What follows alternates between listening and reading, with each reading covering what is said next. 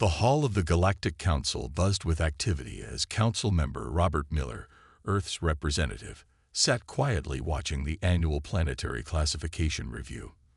For 6 hours straight, he had observed as thousands of worlds were quickly categorized based on their environmental challenges. It was normally a boring process, until Earth's turn came up. Moving on to Sol System, Planet 3, designation Earth, announced head researcher Davis, his tentacles waving at the holographic display. Previously classified as Class 8, he stopped mid-sentence. The researcher blinked all 4 of his eyes rapidly, checked his datapad again, and turned a pale shade of green.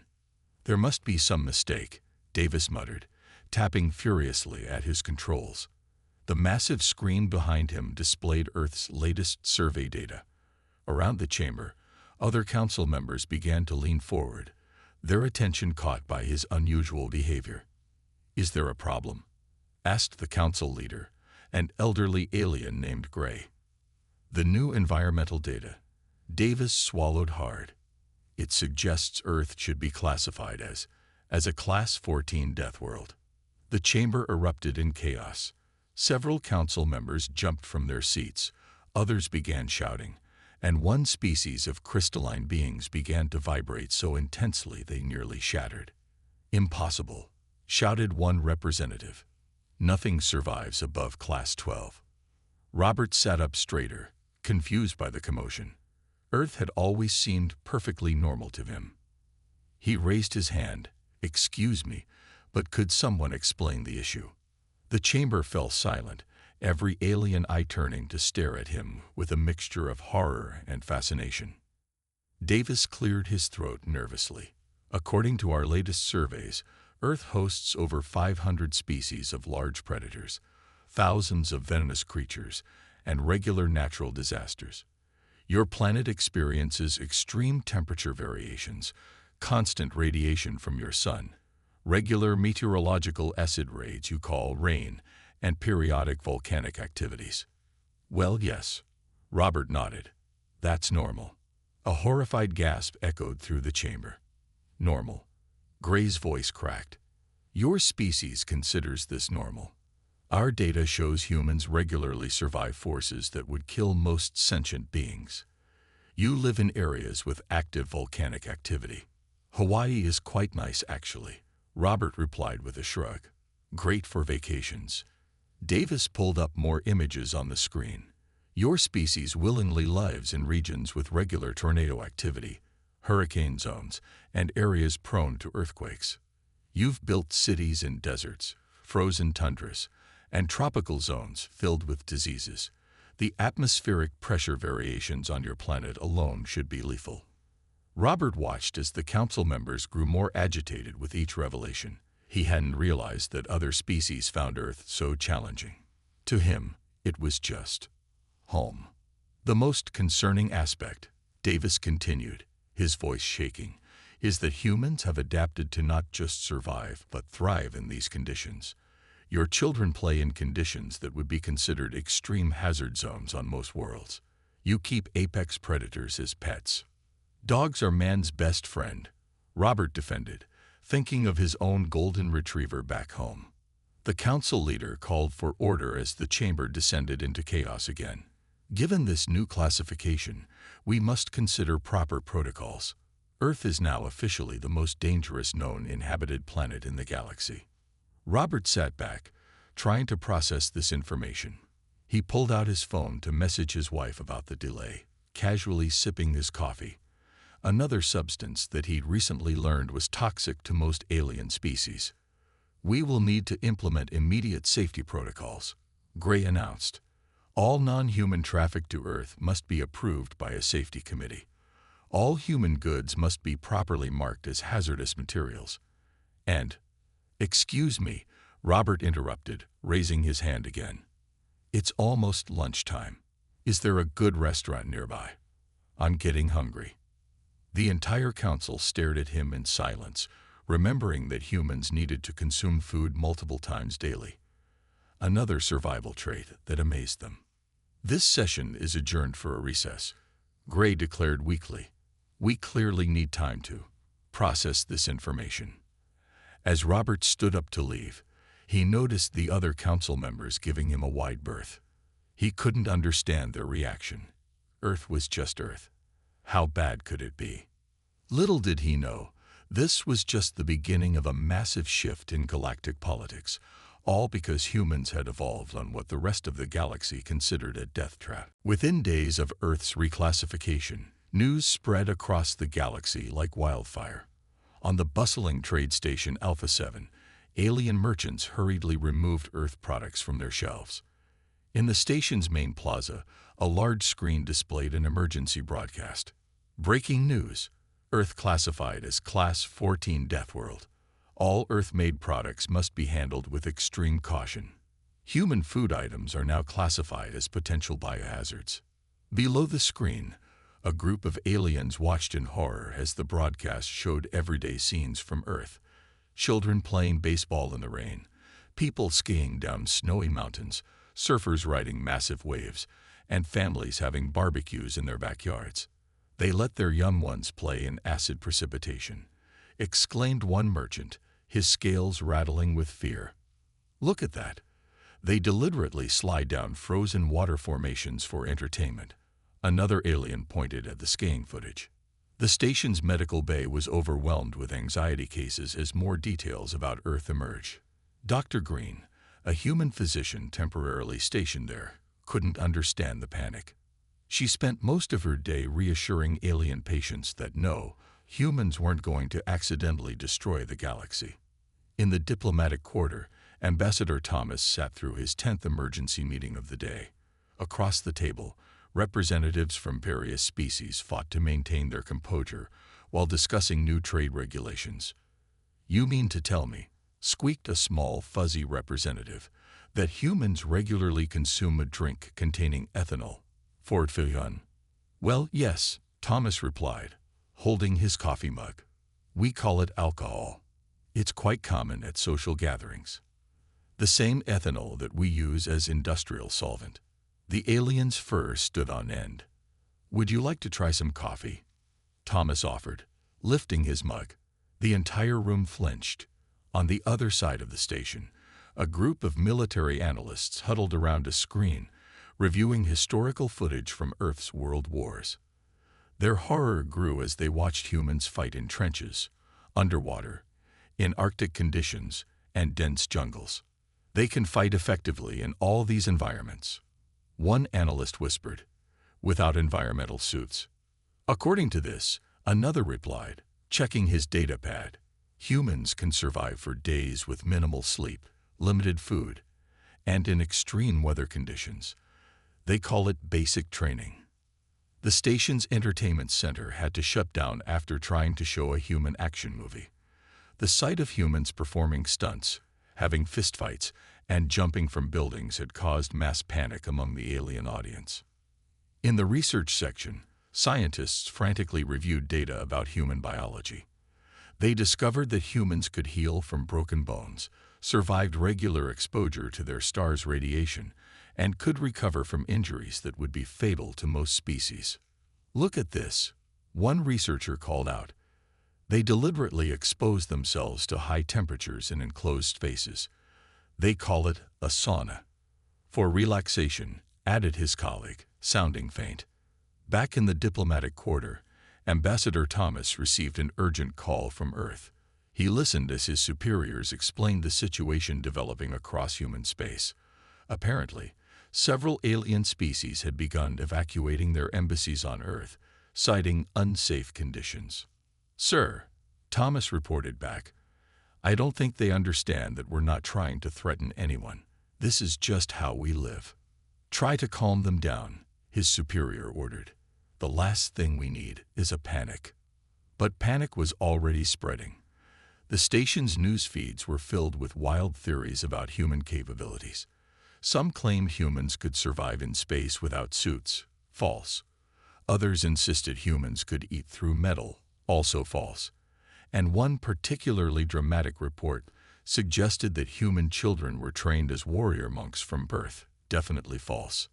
Thomas sighed as he watched the chaos unfold. He checked his watch. Earth Standard Time, of course. and decided to head to the gym. Maybe a good workout would help him think of a way to handle this situation.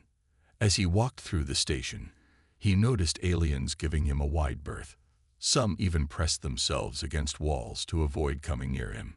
He shook his head, still amazed at how something as simple as Earth's environment had turned humans into the galaxy's most feared species overnight. The universe, it seemed, had a sense of humor after all. The research vessel Scientific Inquiry entered Earth's orbit with a team of the galaxy's most courageous scientists aboard. Led by Chief Researcher Smith, they had volunteered, or rather, been the only ones who hadn't immediately refused, to conduct a detailed study of human resilience on Earth itself. "Remember your environmental suits," Smith instructed his team as they prepared for landing. "And for the love of science, don't take them off no matter what the humans say." Their landing site was a small town in the American Midwest, chosen for its supposedly peaceful and quiet nature. The team of 5 alien scientists emerged from their ship, triple-checking their protective gear. Their human guide, Professor Thompson, waited for them with a friendly wave. He stood there in nothing but what he called casual clothes, exposed to the elements that the aliens considered lethal. "Welcome to Earth," he called out cheerfully. "Would you like to start with a tour of the town?" The first shock came barely 5 minutes into their walk. A group of human children ran past them, laughing and splashing in puddles left by recent rain. "Emergency," screamed one of the scientists. "Those younglings are exposed to acid water." Thompson looked confused. "Oh, the kids, they're just playing in the rain puddles. It's perfectly safe." The next incident occurred when they passed a local park. An elderly human was walking what the aliens recognize as a descendant of one of Earth's apex predators, a large German shepherd. "Fascinating," Smith noted in his recorder, voice trembling. "The humans have somehow domesticated their planet's predator species and now coexist with them in their dwellings." The dog barked happily at the group. 3 of the scientists fainted. By lunchtime, the research team was already questioning their life choices. Thompson had taken them to a local diner, where they watched in horror through their suit visors as humans casually consumed substances that their scanners identified as potentially toxic. "What is that red substance they're adding to their food?" Smith asked, recording the behavior. "Oh, that's hot sauce," Thompson explained. "It's made from capsaicin, a chemical compound that causes a burning sensation. They deliberately consume something that causes pain." One scientist began hyperventilating inside his suit. "Some people really enjoy spicy food." Thompson shrugged, adding more hot sauce to his burger. The afternoon brought more surprises. They visited a local gym where humans were voluntarily lifting heavy weights against their planet's already crushing gravity. Next door, a yoga studio showed humans contorting their bodies in ways that made the scientists' exoskeletons creak in sympathy. "And humans do this for recreation?" Smith asked, watching a weightlifter. "Yeah, it's good for our health," Thompson replied, making a mental note to hit the gym later. The breaking point came during their visit to a local high school. In the chemistry lab, they watched teenagers handling what their scanners identified as dangerous chemicals, while wearing nothing but small protective goggles and latex gloves. "This is a training facility for your young?" Smith asked, clutching his data pad like a lifeline. "Just basic chemistry class," Thompson answered. "Wait until you see the physics experiments." But they never made it to the physics lab. The final straw was witnessing a physical education class where teenagers were climbing ropes, playing with projectiles, dodgeballs, and deliberately running until they were exhausted. "I've seen enough," Smith declared, his professional demeanor finally cracking. "Humans are either the most resilient or the most insane species we've ever encountered. Possibly both." As they hurriedly boarded their ship that evening, Thompson called out, "Are you sure you don't want to stay for the football game tonight?" The mere thought of watching humans deliberately colliding with each other for sport sent the last conscious scientist into a stress-induced coma. Back in orbit, Smith compiled his initial report. "Earth is not just a death world. It is a planet where the dominant species appears to thrive on challenges that would kill most sentient beings. They don't just survive their environment. They actively seek ways to test their limits against it. May the cosmos help us all. The scientific inquiry broke several speed records on its journey back to Galactic Council space, its crew trying desperately to forget what they'd seen while knowing they never would. The Galactic Security Council's emergency session was in its fourth hour. Inside the high-security chamber, military leaders from various species watched footage from Earth's military training exercises with growing alarm. "Look at this," General Stone, the human representative, explained proudly. "This is just standard Marines training." The video showed humans crawling under barbed wire, while explosions went off around them, swimming fully clothed in rough seas, and marching for days carrying heavy packs through harsh terrain. "You do this to all your warriors?" asked Admiral Flash, his luminescent body flickering with distress. "Oh, this is just basic training," Stone replied cheerfully. "Wait until you see the Special Forces footage." Several military leaders quietly excused themselves from the room. Meanwhile, in another section of the Council headquarters, the Strategic Assessment Division was having its own crisis. Analyst Wilson, another human, was explaining Earth's concept of guerrilla warfare to his alien colleagues. "So you're saying," one analyst interrupted, their antennae twitching nervously, "that human soldiers can survive for weeks in hostile terrain with minimal supplies, while continuing to fight effectively?" "Well, yes," Wilson nodded. "We've had wars where entire populations adapted to living in tunnel systems." The room fell silent as the implications sank in. One analyst quietly updated Earth's threat assessment level from concerning to "oh no." In the Weapons Research Department, scientists were analyzing human military history. They discovered that humans had developed advanced warfare techniques before even mastering basic spaceflight. They created nuclear weapons while still using combustion engines. One researcher exclaimed, "Their own weapons could have killed them." "That's not the worst part," another added. "Look at their entertainment. They make games simulating war scenarios for fun." The panic reached new heights when someone discovered human extreme sports videos. The Military Council reconvened urgently after watching footage of humans jumping from perfectly good aircraft, climbing frozen waterfalls, and racing vehicles at lethal speeds. "Let me clarify," Admiral Flash addressed General Stone. "Your species does these things voluntarily, without any military purpose." "Oh yeah," Stone grinned. "Should I show you the wingsuit videos next?" 3 more council members flooded the room. In the Intelligence Division, analysts were reviewing Earth's military response capabilities. They discovered that humans had developed systems to fight in every possible environment: underwater, in space, in Arctic conditions, in deserts, and even in chemical warfare scenarios. "Their adaptive capability is unprecedented," reported one intelligence officer. "They can fight effectively in any environment that would kill most species." "And look at this," another added. "They've developed weapons based on their own survival traits. They use their resistance to G-forces to create high-speed aircraft, their endurance to operate in hostile environments, and their problem-solving skills to create increasingly sophisticated weapons." The final report to the Galactic Security Council was grim. It detailed how attempting to militarily engage with humans would be suicidal for most species. Not only could humans survive in environments that would kill most attackers, but they also had a disturbing tendency to become more effective warriors when faced with overwhelming odds.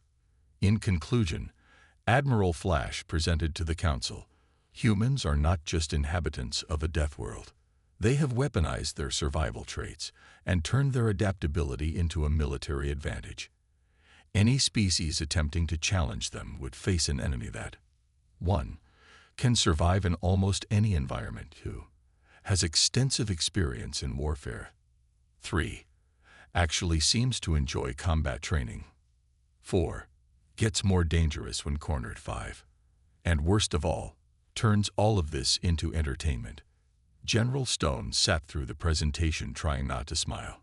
He hadn't even shown them the historical documents about the Spartans yet.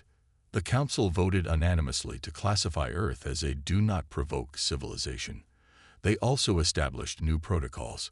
Any species considering military action against Earth would first be shown videos of humans doing parkour, mixed martial arts, and cliff diving.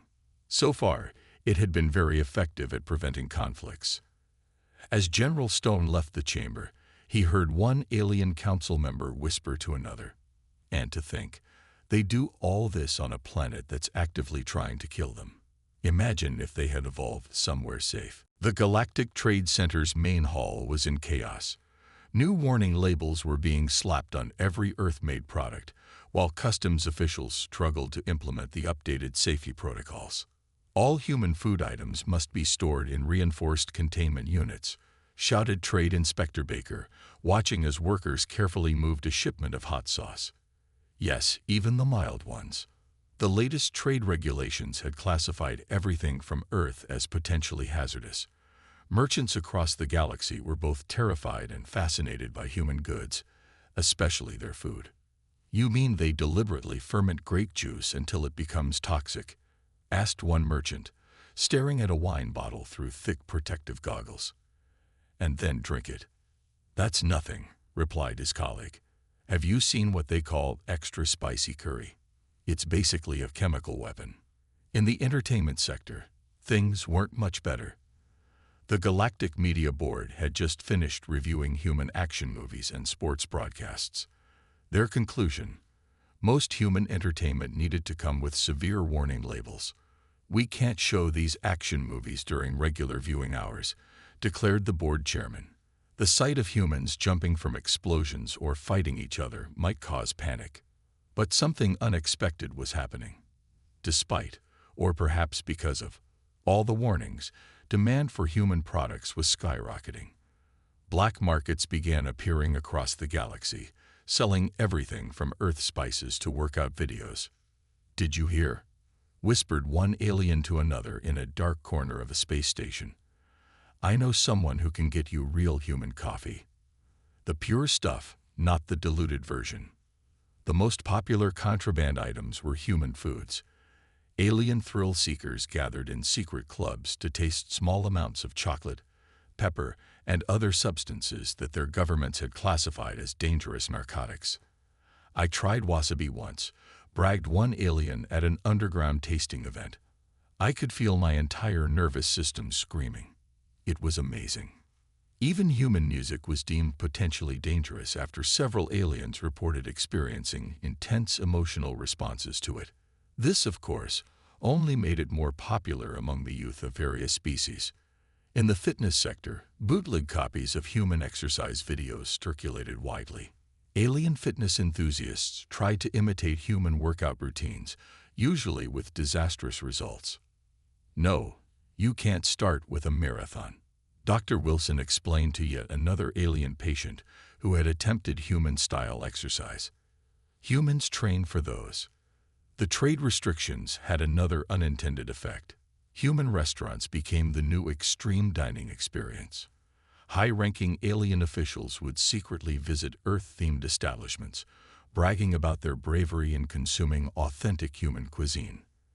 "I ate an entire jalapeno," one alien diplomat boasted at a party. "I could see through time." Meanwhile, the human trade representative, Director Thompson, tried to maintain order in the increasingly chaotic situation. "Look," he explained to the Galactic Trade Council, "our products are perfectly safe when used as directed. The warning label on maple syrup doesn't need to be bigger than the bottle." But the council wasn't taking any chances. They had just discovered human extreme sports equipment and were drafting new regulations about devices designed for intentionally dangerous activities. "You mean humans attach boards to their feet and slide down mountains for fun?" one council member asked, examining a snowboard with trembling appendages. The situation reached new levels of absurdity when human children's toys were classified as training devices for high-risk activities. A simple jump rope came with a 15-page safety manual. Yet despite all restrictions, the demand for Earth products continued to grow. Underground trading networks flourished, spreading human goods across the galaxy. Some aliens even began collecting human items, showing off their dangerous Earth artifacts at secret gatherings. Back in his office, Director Thompson reviewed the latest trade reports. Despite the regulations, or maybe because of them, Earth's export value had tripled. He smiled as he sipped his coffee, which was now worth its weight in precious metals on some worlds. Maybe, he thought, being labeled as dangerous isn't such a bad thing for business after all. 1 year after Earth's reclassification, the first Galactic Cultural Exchange Center opened on Earth. Despite initial fears, a small but growing number of alien species had become fascinated with human resilience.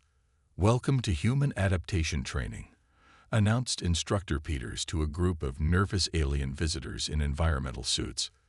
"Today, we'll start with something simple: walking in the rain." The aliens huddled together, watching in terror as Peters stood in a light drizzle without any protection. One brave soul, a tall alien named Blue, took a hesitant step forward. "Are you sure this won't dissolve my outer membrane?" Blue asked, trembling. "Perfectly safe," Peters assured him. "We'll start with just a few drops." Across the planet, similar scenes were playing out. In Japan, a group of aliens learned to eat with chopsticks while gradually building up their spice tolerance. Their instructor had promised that one day they'd be able to handle wasabi, though most doubted they'd live that long. "Remember," the food instructor explained, "humans eat this stuff every day. If they can do it, so can you." In the Rocky Mountains, another breakthrough was happening. An alien athlete named Spark had become the first non-human to complete a basic hiking trail. The footage went viral across the galaxy. "I trained for 3 years for this," Spark told reporters, still shaking from the experience. "The humans said it was an easy trail. I don't want to know what they consider difficult." The scientific community was particularly interested in human resilience. Research centers sprang up worldwide, studying how humans adapted to different environments. Some alien scientists even began attempting to replicate human exercises, starting with basic stretches. "Fascinating," noted one researcher, watching humans do yoga. "They can voluntarily contort their bodies into these positions without breaking." But the biggest surprise came from the entertainment sector. A new sport emerged: human lifestyle challenges. Alien contestants would attempt to live like humans for short periods, trying everything from drinking coffee to playing simple sports. "Today's challenge," announced the show host, "our contestants will try to eat an entire pizza. Medical teams are standing by."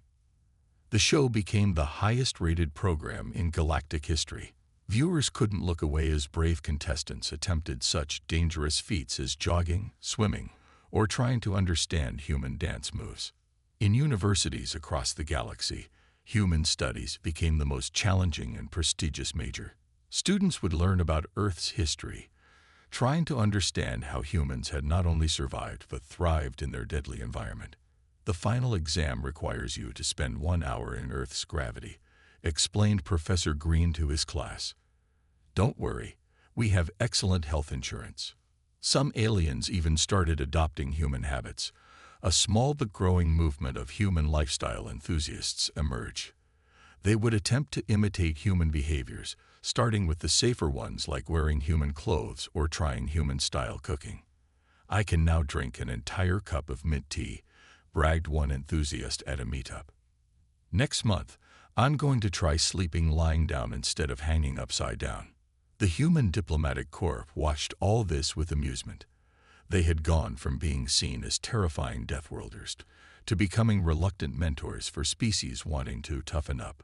"Just remember," Ambassador Thompson told a group of alien diplomats, "what we consider normal might be extreme for you. We need to take this slowly." But the aliens were determined. More and more species began sending their bravest members to Earth for training. Special facilities were built to help them gradually adapt to Earth's conditions. Today's achievement: 20 aliens completed their first game of mini-golf, reported the Global Training Center. Only 3 fainted this time. As Peters watched Blue finally step into the rain without a suit, he smiled. The alien's scream of triumph echoed across the training facility. Next week, Peters announced, "We'll try jumping in puddles." Blue fainted at the mere suggestion, but Peters knew he'd be back. After all, that's what humans did best: face challenges and adapt. Now they were teaching the rest of the galaxy to do the same, one small step at a time. 5 years after Earth's initial classification as a Class 14 Deathworld, the Galactic Council called an emergency session to address an unexpected problem. Their classification system no longer made sense. "We need an entirely new scale," announced Council Leader Gray, looking exhausted. "Humans have completely broken the old one." The chamber was different now. Many representatives had abandoned their protective gear, and some were even drinking human beverages. A few brave ones were trying coffee. "The thing is," explained Dr. Wilson, Earth's chief scientific advisor, "we've discovered that human adaptability is actually helping other species evolve." The evidence was clear. Species that had started training with humans were showing remarkable improvements in their survival capabilities. Some could now handle varying gravity levels, others had developed better endurance, and a few could even eat mildly spicy food. "We propose a new classification system," Wilson continued, "based not on environmental hazards, but on adaptability potential." In the corner, an alien representative was doing push-ups, a sight that would have caused mass panic just a few years ago. The biggest change had come in space exploration. Human space crews had proven invaluable in crisis situations. Their ability to function under extreme stress and improvise solutions had revolutionized emergency response protocols. "Last month," reported Captain Smith, "our mixed human-alien crew survived 3 days in a damaged ship by using human survival techniques. The aliens even tried the emergency rations." The military situation had also evolved. Instead of fearing human capabilities, many species now sought human training for their defense forces. The first joint military exercises had just been completed, though several alien participants were still in therapy after watching humans demonstrate hand-to-hand combat. "We're not just teaching them to fight," explained General Stone. "We're teaching them to survive, adapt, and overcome challenges. It's what humans do best." Education had changed too.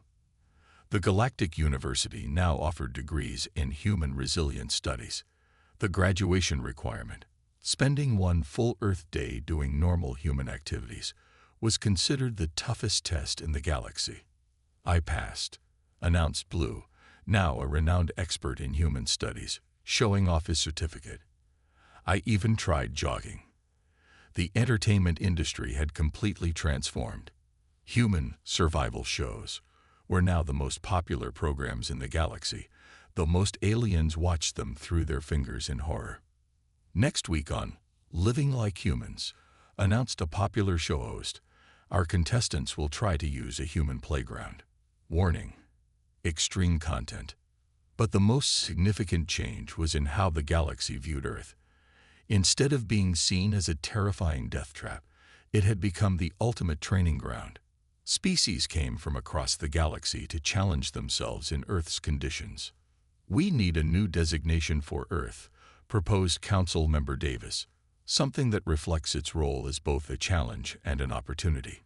The Council agreed. Earth was reclassified as the galaxy's first advancement world, a planet whose harsh conditions actually helped species evolve and improve. In the end, Wilson told the Council, what made Earth seem so dangerous was exactly what made it perfect for advancement. "We humans never stopped trying to overcome our challenges." The Council chamber erupted in applause. Another human custom they'd adopted.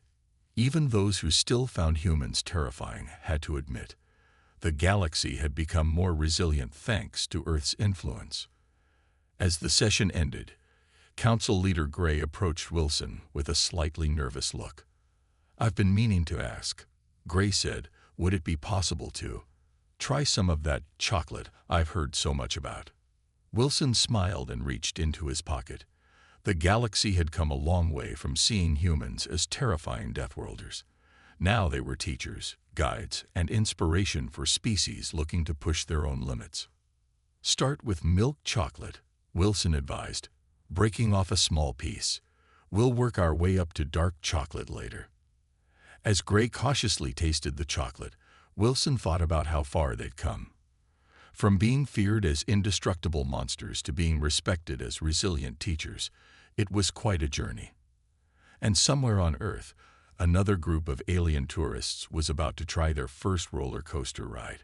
The universe would never be the same.